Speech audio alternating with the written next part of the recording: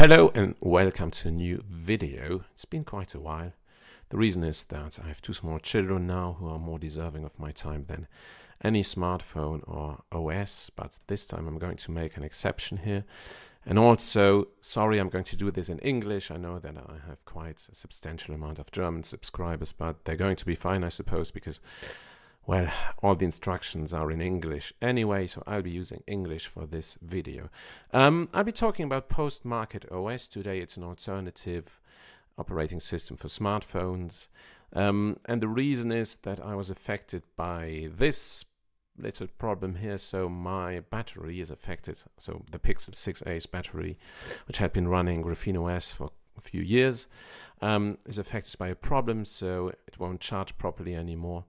And in my country there is no replacement scheme in place, which is a bit of a problem. So I'm going to get, I think, $100 discount on a new device. No, I could get a $150 discount on a new device, or $100 cash. But I'm not really happy with this, so I had to choose an option, a different thing. I didn't want to buy a new Google Pixel device. And I was dreaming about a Linux phone. There is one on the horizon. I think it's called the Liberax Nex.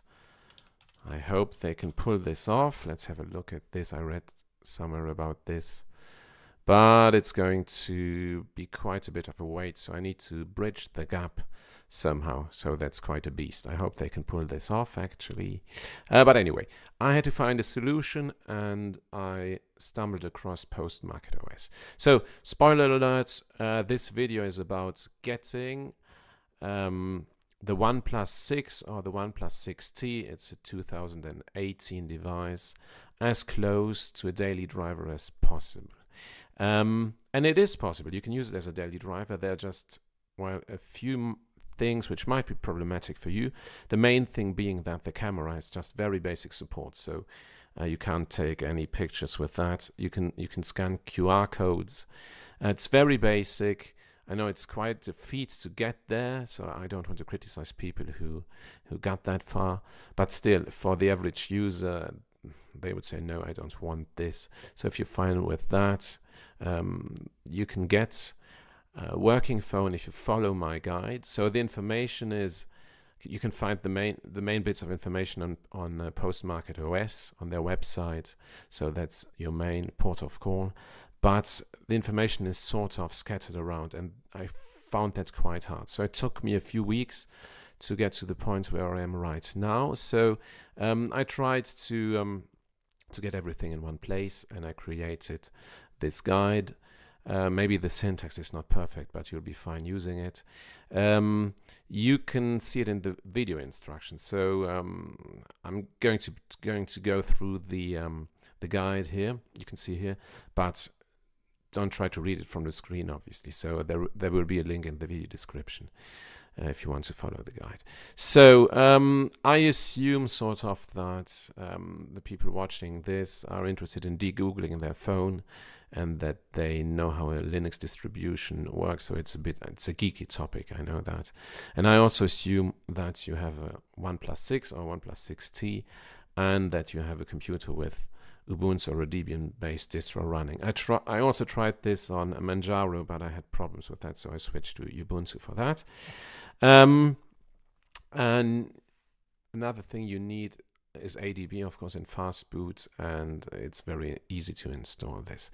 Now, before you do anything, before you want to try out Postmarketos, it's really important to have a look at your phone first while it's still running Android, especially after a few years. Maybe you have a OnePlus 6 lying around in a drawer. So test the basic phone functions. So phone calls, GPS, the Wi-Fi connection and stuff like that. Also battery life, possibly, just to make sure that if you run into problems later on, it's easy for you to know whether it is hardware or software related if you run into problems. So let's get started then. So if you want to install Postmarketos, please charge your phone first, and then you need to enable USB debugging on your phone. So in Android. I'm not going to enter the details. I suppose you're quite familiar with flashing stuff. There is a very good instruction on Lineage OS, and you can follow these instructions up to step 4. So it just means that you have to unlock the bootloader and yes, reboot into the bootloader, and then you're good to go. I'm not going to enter the details. You can find everything in the video description. So that's really easy. And also installing Postmarketos is really easy as well, because there is a web flasher. So but you need the Google Chrome browser for that. So here you can see this thing. So I don't have the phone connected right now, so you have to click on give access. I took a few pictures though, but it was on a very old screen and a very old computer. Just bear with me. So it looks like that. You need to give access to, when your phone is in fast boot mode, you can click on give access, and then slot B, I think, also. And then you have to choose either the stable branch of Postmarketos or the Edge branch, and also the UI, so the user interface. You have 4 different options here, and then you can flash the thing. It takes between 5 and 10 minutes, I think. So it's really easy. It's not difficult. It's a doddle. The easiest part here, I think. So this video, well, the time of writing of the guide is October 2025. So anyway, if you want to play around with Postmarketos, I suggest trying out different user interfaces. You can see them. You can see them here. So there is Fosh, created by Purism, the guys behind the Librem 5. It's GNOME based, yeah, but it works really well. I tried it out in principle, but when I tried this, I wasn't able to get phone calls when using Fosh, so that's a bit of a problem if you have a smartphone, which you can't use to actually take or make calls. Plasma Mobile, I'm a KDE guy. Normally I use KDE wherever I can, but for the phone it didn't work for me. It was a bit buggy and I wasn't able to take phone calls. SXMO, tried it out too. That's just, well, it's engineer friendly. You have to operate it by using the buttons, so there's no touchscreen support here, very little touchscreen support. And then gnome-mobile. I tried out gnome-mobile. It was the only user interface allowing me to take phone calls, and so I chose gnome-mobile. But maybe things have changed in the meantime. You can try that out very quickly, and if you want to try something else, it just, as I said, 5 or 10 minutes, and you have a different system working. Right, so you can play with that a little. So if you just want to play around with your Linux phone, you can basically jump to the whole section where I describe how to get the device as close to a daily driver as possible. But if you want to plan on using it daily, there is something else you need to do. So once you've chosen your interface, it's really time to do a manual build, just to make sure that you have an encrypted system, and to set your own password, because otherwise there is a standard password 147, which is really dangerous. So for security reasons, you really need to make sure that you do a manual build, and that's a bit more difficult. So I also, in the video instructions, there are links to different articles where I got my information from, basically. So if you want to reread stuff, you can go there. So there are a few steps. Again, I worked on a Ubuntu desktop. So basically, you first create the image you want to flash later on. In order to do that, you need to install a few things. So that's the program you're going to need. It's called PM Bootstrap. So you need to install this first. It's not difficult at all, and I took a few screenshots while doing that. Also, again, on the old computer with a very small screen. So no secrets there. You just install PM Bootstrap, and then once you're done with that, there's this command PM Bootstrap init. So at that point, you can really start building your own image, and you have to choose a few things. The channel, and that's the weird thing here. You can see on this picture, there is an empty space. So you really need to type in Edge or v25.06, and that's a bit weird. So normally, when there is in installation routines, you have to type in a number to choose something. So that was a bit weird. And later on, yeah, you can see it here, Edge, for example. And later on, you also have to type in which kind of user interface you want to choose. So in my case, there was gnome-mobile.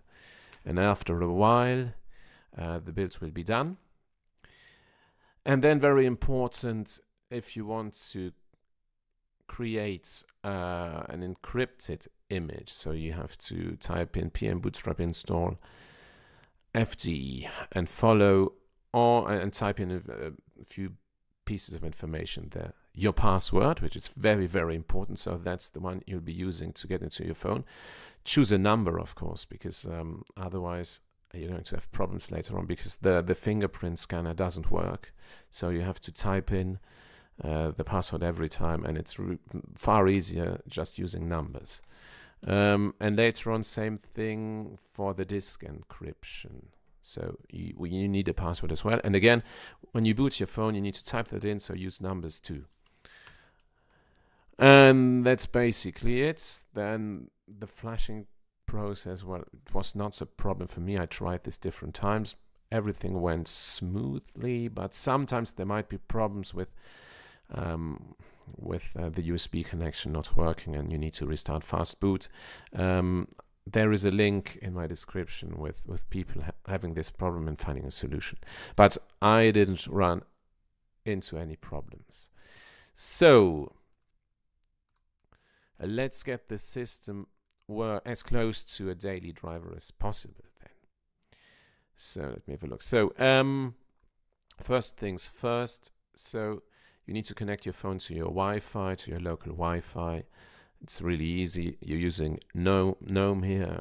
It works like desktop GNOME in that aspect, so that's not going to be a problem for you. And then you have to enable SSH on your phone. After a manual build, it's enabled, so you don't have to do that. And then they have this IP address 172.16.42.1.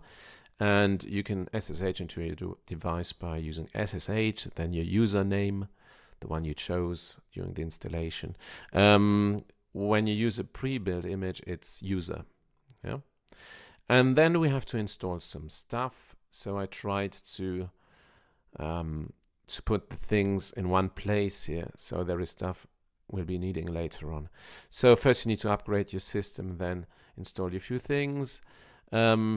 And also I added a few preferences, because this is also from the whole guide here is self-reference for me as well, to be able to reinstall the system if need be. So this should take about 2 hours, I guess. And if you don't have a guide, it takes days sometimes, I have to be honest. So yeah, Flatpak, you need a Flatpak repo. That's also very important. And a very important Flatpak extension, a very, very important app, needs to be installed straight away, and that's the GNOME extension manager. That's why I put this in here. So install an extension manager. So let's start with the important bit. So let's improve call audio first.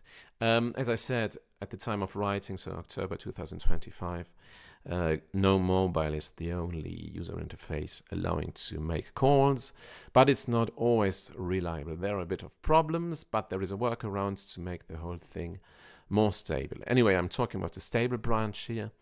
The whole audio infrastructure is undergoing quite a lot of work right now, so things are constantly changing. So this is for the stable branch only. So you can change a few things in the Pulse defaults PA file. It just basically means that you prevent your module from suspending on idle, because this creates problems. And then there is also another script related to that you have to deactivate. So you can try that. It's easy to revert that thing. So it worked for me. So for the call quality was way better. Then next thing, VPN. So it's important for me to have a working VPN. On Postmarketos, they support OpenVPN, so you you can get your OVPN file from, for example, from Proton VPN. They have free subscriptions there. If you want to try that out, that's possible. It's not a problem really. You just need your conf file, and then you can just add it. You have to start it from the terminal basically. It's sudo openvpn and then the path to your conf file. But there is an easier way, because and this took me quite some time to work that out. There is a bit of a problem. OpenVPN just works when using your Wi-Fi. It doesn't work when using mobile data. So you need to use WireGuard to do that. Luckily, this option is also provided by Proton VPN, and in the guide I explain how this works. So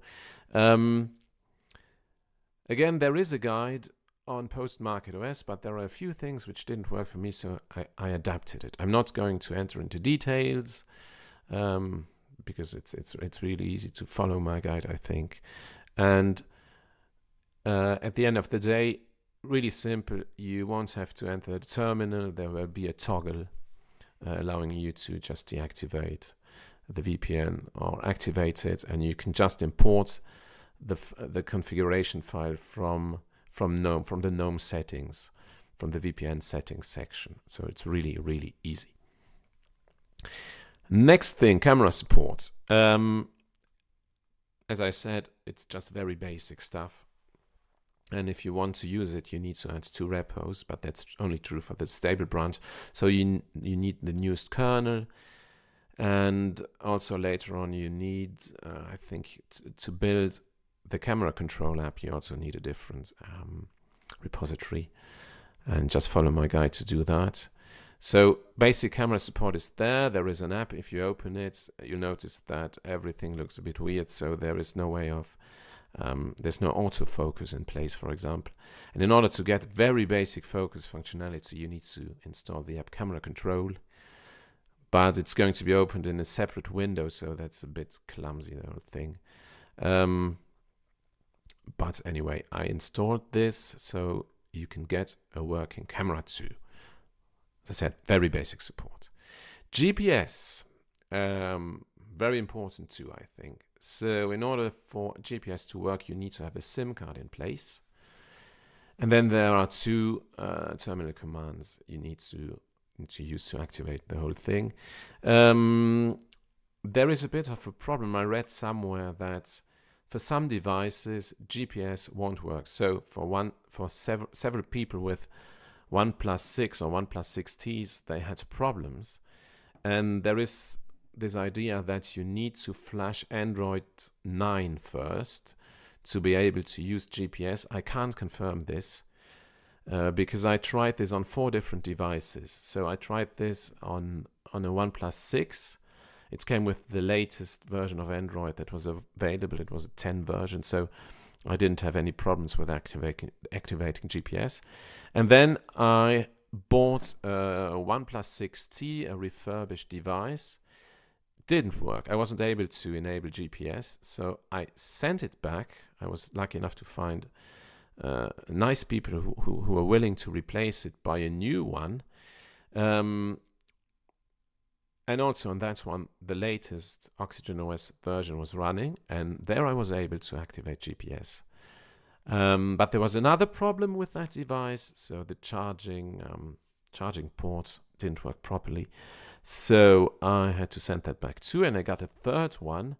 Again, latest Oxygen OS version, and GPS worked too. So I can't confirm the fact that you need Android 9 to do that. So that's why just try it out.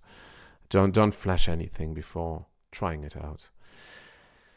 Next thing, yes, battery. So I replaced the battery on my OnePlus 6, and then the battery indicator shows 100% all the time. That's not good. You can change that, yeah. I think by rebuilding some kernel things. I'm not a techie. Yes, I'm a bit techie, but I'm not a developer. So basically, you have to reset the driver, something like that, by doing that.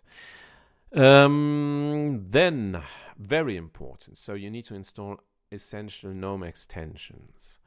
So to get the flashlight working, first of all, in my script, not in my script, but in my guide, you can find the ones you can install from the terminal, which is easier.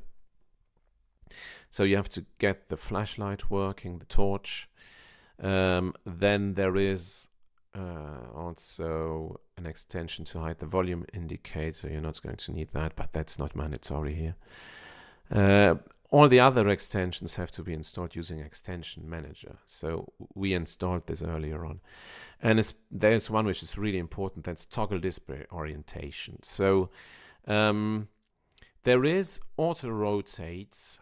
I think on the, if I remember correctly, on the Edge version, this was installed by default, but it created problems for me. So screen flickering sometimes after when the device was suspended and I had to wake it up, there was some weird screen flickering going on, and that had to do with auto rotate. So I disabled auto rotate, and I just rotate the screen by using toggle display orientation. Problem solved.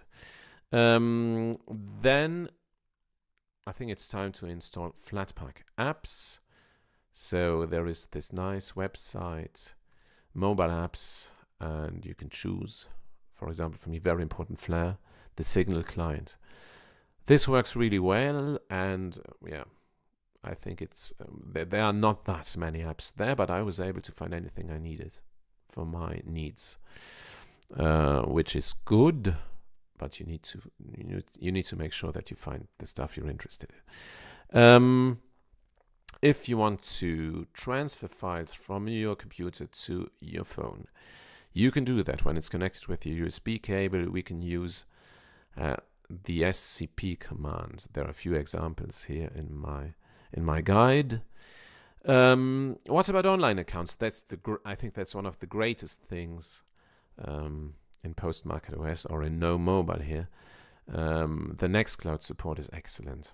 So you can use it in your file browser, yeah, and it well, hardly any latency when you have a very good internet connection. There's another good thing. Well, it's not included in my guide. It comes with the standard Firefox browser, which means that you can use all the add-ons. And that's the thing I like most about Postmarketos. But there is a bit of a problem. If you want to play DRM protected media, it won't work. You need to install a different Firefox version, which basically runs in a container. And you have to install distrobox to do that. I had never done this before, but the instructions were quite clear, but again, a bit scattered all over the place. And a few of the commands they mentioned in the Postmarketos wiki didn't work, so I adapted them here to make this work. So you get a different launcher with a different version of Firefox, which is not adapted to mobile screen, to small screens, by the way. It's a standard desktop version, but still it's good enough if you create bookmarks to the sites you want to use, Netflix or whatever. You're going to be fine. There's just one thing which I found a bit more difficult. So you need to install this Firefox browser, and then you have to change the user agent to a Chrome and Chromebook device. And you can also find how to do that. So on your basically on your desktop computer, you have to install an extension which is called User Agent Switcher and Manager. And there you can choose the latest Chrome version and Chromium OS, and you'll be able to see the string and just copy that string into your new Firefox version on your phone. Yes, and you can set the user agent permanently by going into the Firefox configuration. I think I explained it quite well in the guide, so I don't have to enter the details. Yes, then another thing, took me some time to work that out. If you want to create a Wi-Fi hotspot, which is also a common thing for a smartphone, it was hidden at some place in the Postmarket wiki. So there is just a very small command you have to use. So I'm not going to read this, but at the end of the command, you have to use to put in the name of your hotspot and the password. I created a launcher to do that, and that's also the time to talk about a very important Flatpak app. It's called Main Menu. I really like that one because it allows you to edit desktop files. Main Menu. I'm going to try and find that one. There it is. Yeah, it's in German here, Hauptmenü, but that's Main Menu. This allows you to create launches really easily. And I did that quite a lot to adapt the system to my needs. Right. Let's talk about a few foibles that are still there, or things you have to be aware of. So the OnePlus 6 or the OnePlus 6T comes with the tri-state switch. And in the wiki they state that it's not working, but now it is working. And in order to be able to hear ringtones, you really have to make sure that the switch is all the way down. If you just want vibration, it's in the middle. If you want silent mode, all the way up. So before you think that calls are not working, just have a look at this switch. Then another bit of a problem on both devices, I noticed that sometimes the CPU runs at 10%, so all the time, and it happens after using web browsers.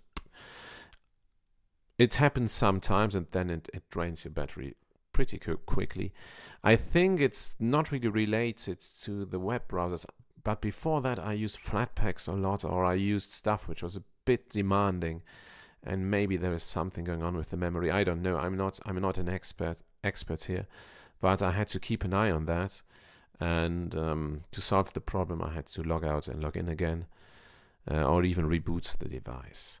Then for some Flatpak apps, I ran into a few problems, but okay, that was to be expected.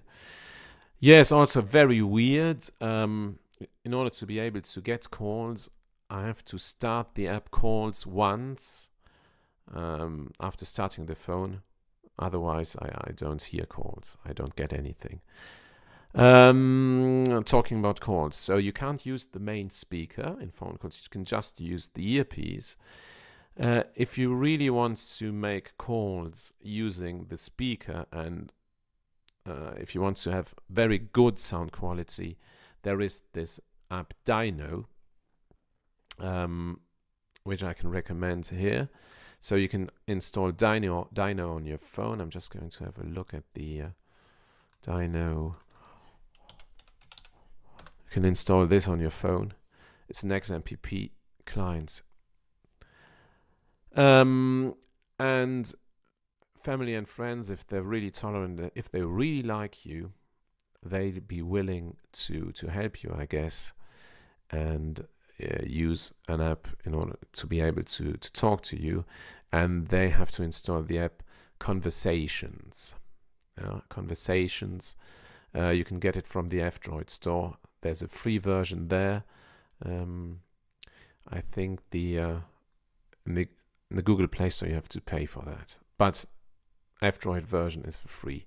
And I tried it. It works. You just need to create XMPP A accounts for the other people. That's what I did. So I created accounts for my family and so for XMPP, and now they're able to call me if needs be. But the app needs to be open on your phone, otherwise it won't work. Yes, let's talk about Kodi very shortly. So if you want to watch stuff, Kodi is also a great way of making sure that you can watch DRM protected stuff, because it installs Widevine if needs be. But sometimes it doesn't exit properly, so that's a bit of a problem. There is a workaround with alarms, which I explained here.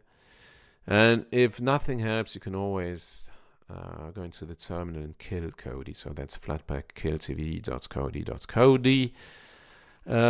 Yes, and then the battery. Let's talk about battery life here. As I said, I replaced the battery. And when it's lying around with mobile data disabled and Wi-Fi disabled, I think it can run for between 12, 13, 14 hours, something like that. I didn't actually write it here, 14 hours or so. But I use Bluetooth audio quite a lot. And I use the browser between 2 or 3 hours a day. And that means that normally it runs for about 6 hours. So this is a bit, that's not great. It's not a disaster, because in my normal life there is always a socket nearby, so I can always charge the phone, but it's not ideal. So yeah, that's basically it. So you have to decide if this is for you. I have to admit, so I used it for a few weeks, but then I tried something else, which was Sailfish OS on a Sony Xperia device. It took me also a lot of time to get this working, but it's far more reliable. And I'll be using that as a daily driver, but I'll come back to Postmarketos to check it out, and I hope that one day it'll replace Sailfish OS, because I liked it more, but because it's pure Linux. I mean, Sailfish OS, they always rely on the basic Android structure there to get to have their system talk to the drivers, so to use the firmware.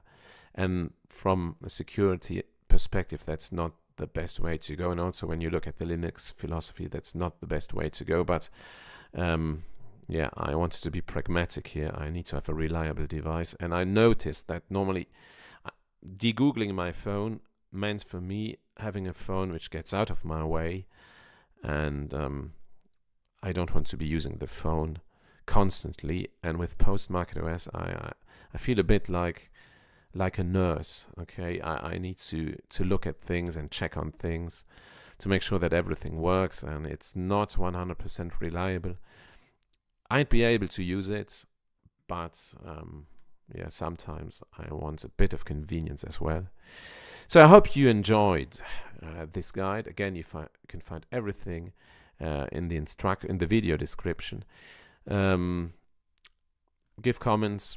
Yeah, please do that. If you want to, if you can write scripts, I mean, you could write scripts based on this information. I think that would be great too. Don't expect me to answer to comments, because as I said, I really don't have the time right now to check on my YouTube account a few times a week. So have a good one and enjoy Postmarketos. I think it's really a great effort, and I really enjoyed working on it, and I'll keep an eye on this project. Bye.